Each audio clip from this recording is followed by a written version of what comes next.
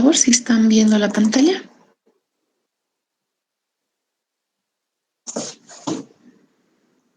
Sí se ve, doctora. Buenas tardes.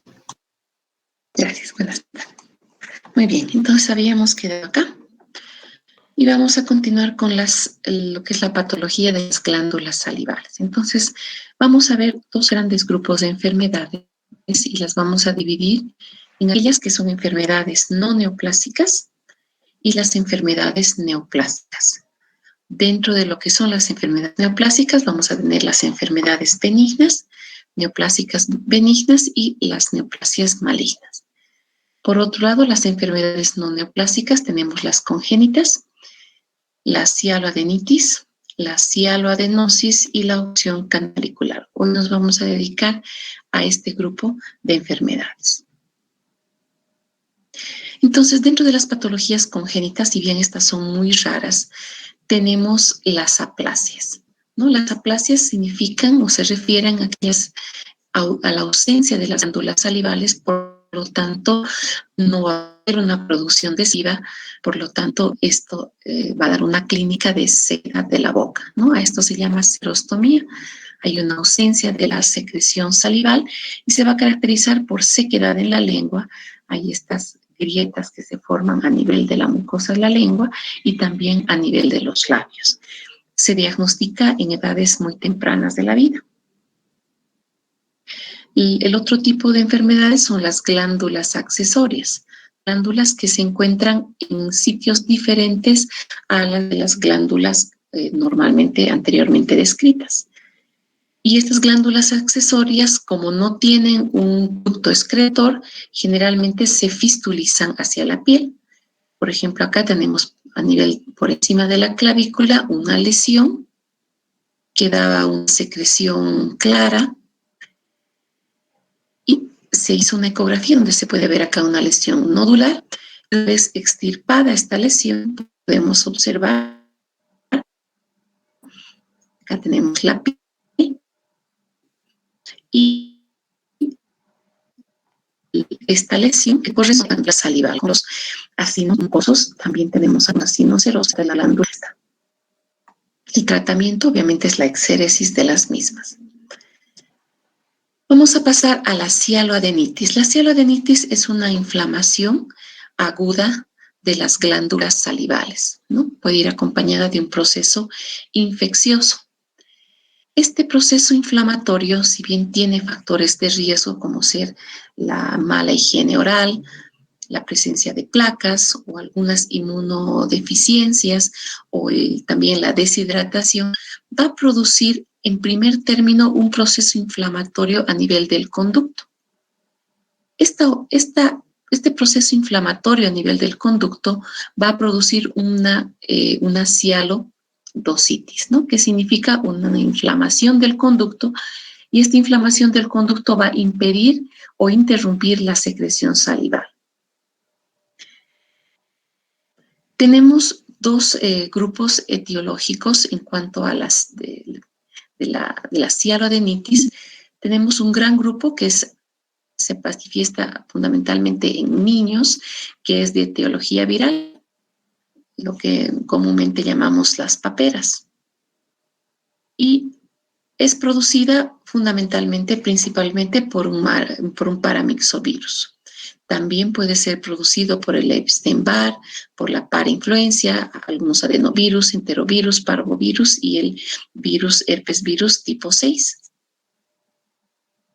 Se caracteriza porque tiene una afectación bilateral. Las glándulas están aumentadas de volumen y están tumefactas.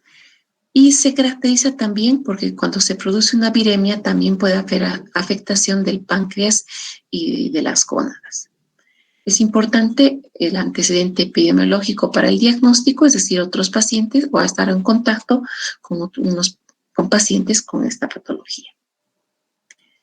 En cuanto a la cialoadenitis en pacientes adultos, la mayoría de las causas son bacterianas, como podemos ver acá, y va a estar asociado generalmente a litiasis, especialmente de la glándula submaxilar, y generalmente es unilateral.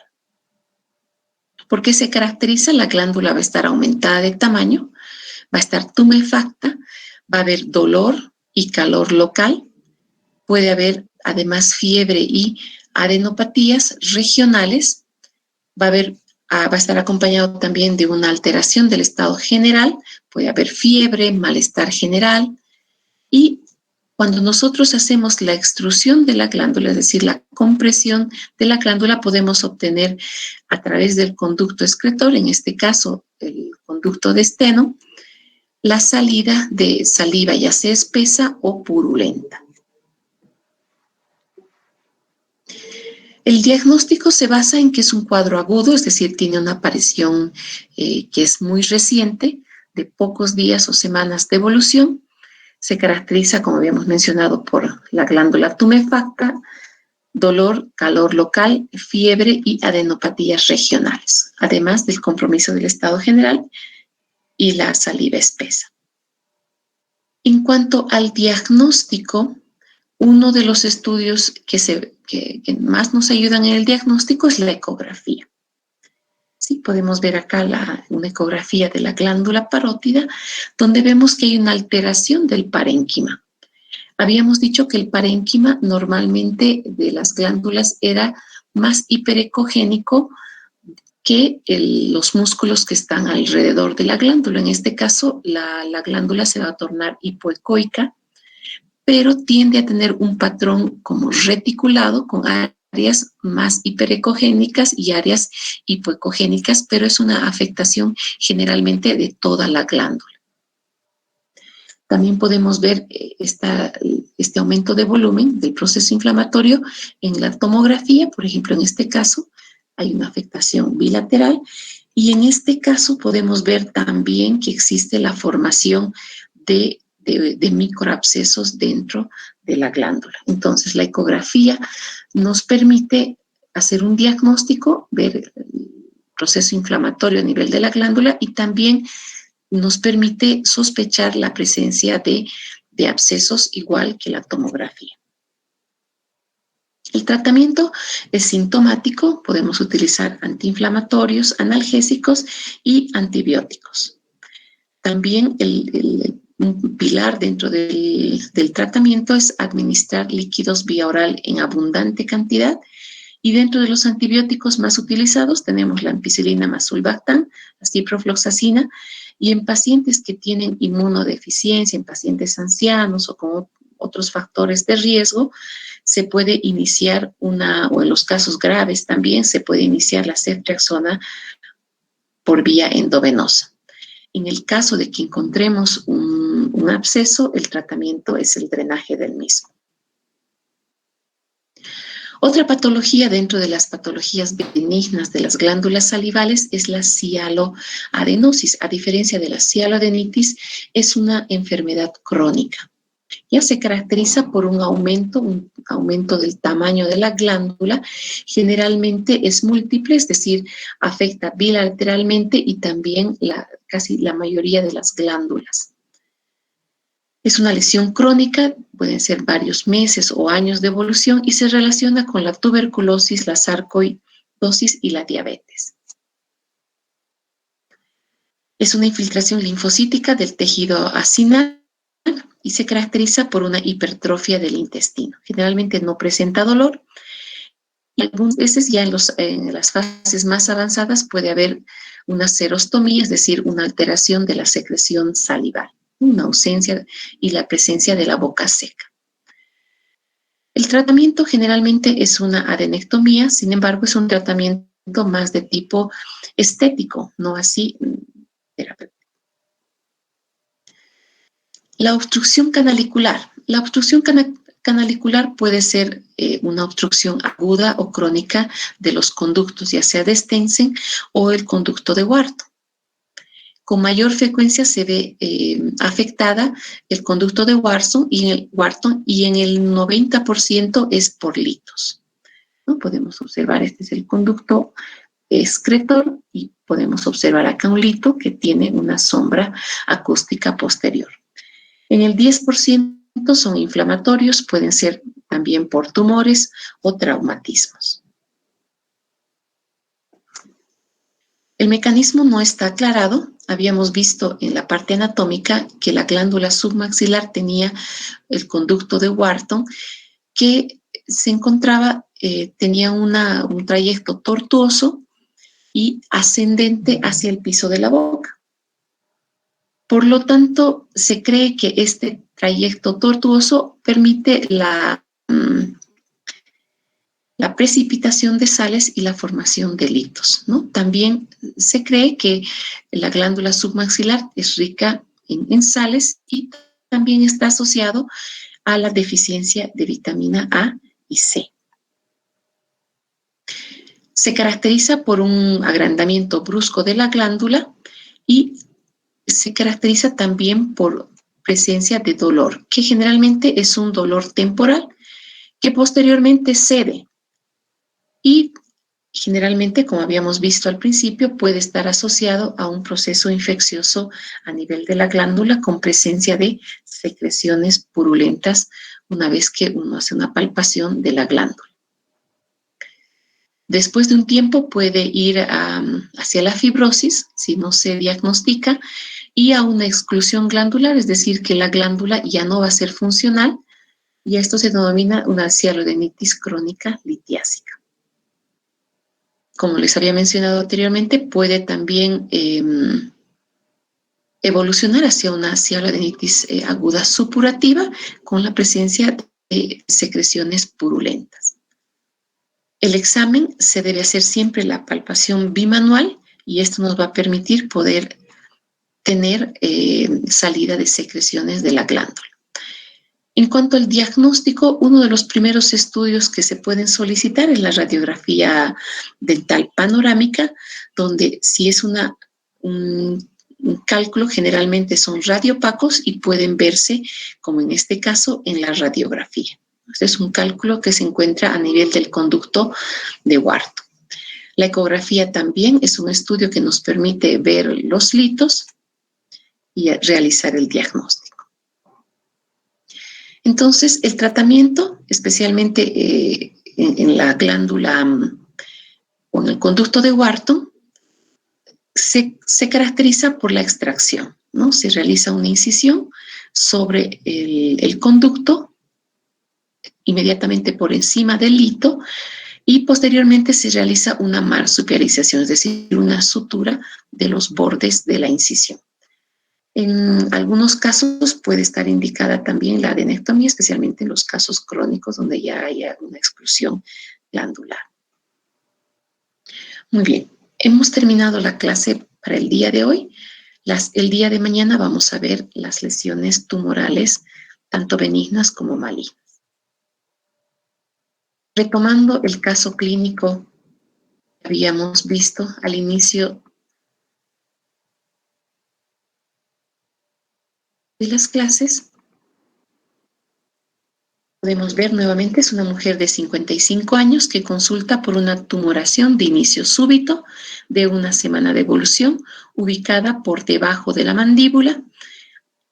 Del lado derecho, fiebre, malestar general, usa prótesis dentales. Al examen físico se palpa un módulo único, móvil, de consistencia elástica y se palpan adenomegalias. Entonces, estamos frente a un caso típico de una cialoadenitis de la glándula submaxilar, ¿no? Habíamos visto que por la localización, que es el triángulo digástrico, correspondía lo más probablemente a la glándula submaxilar.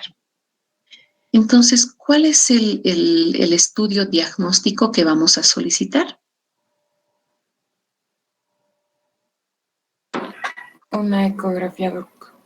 Una ecografía, ¿no? La ecografía nos va a permitir ver, por una parte, si es que existe un proceso inflamatorio, nos va a ayudar a diagnosticar, va a haber un aumento de la glándula, una disminución de la ecogenicidad de la glándula y también vamos a ir a buscar la presencia de abscesos. Y otro aspecto que también nos va a ayudar en el diagnóstico, que nos va a decir la ecografía en estos casos.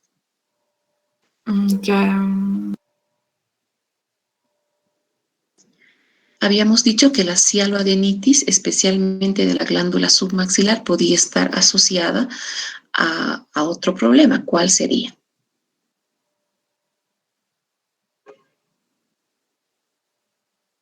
¿A litiasis? Exactamente. La ecografía nos va a permitir detectar la presencia de litos, ¿no? Una vez que, ¿y cuál sería el tratamiento en este caso? Sintomático, doc.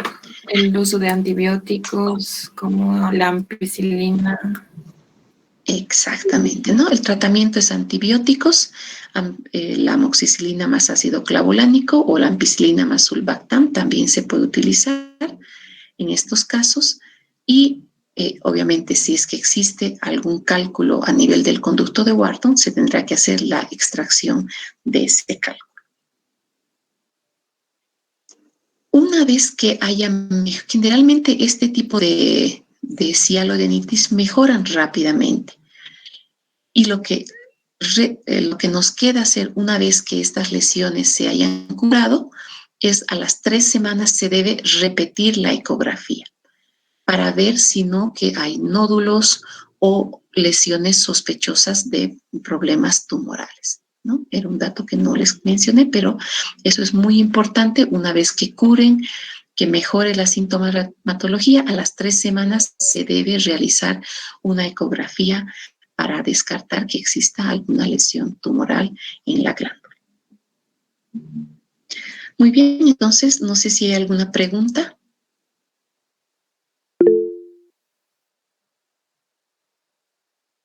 Muy bien, si no hay preguntas, sí, adelante. Una consulta. Estábamos, justo cuando estábamos, nos estaba diciendo de esto de la cialoadenitis en adultos, Sí. mencionó que era de etiología bacteriana, ¿no? Sí.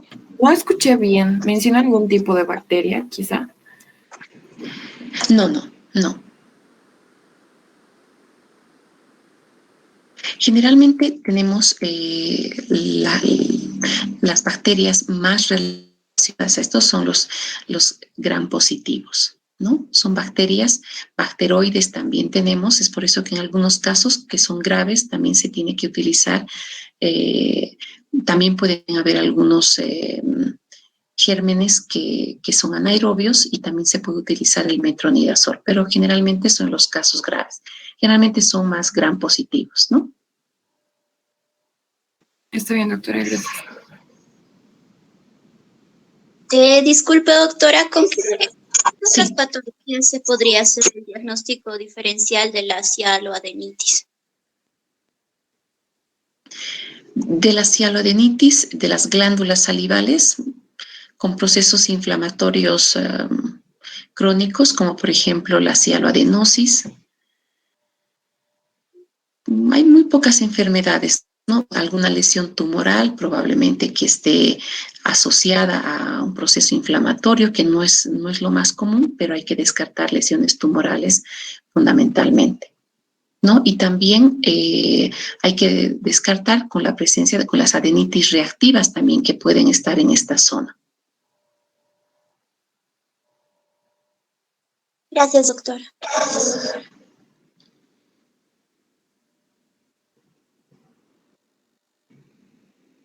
Muy bien, si no hay más preguntas, los veo el día de mañana.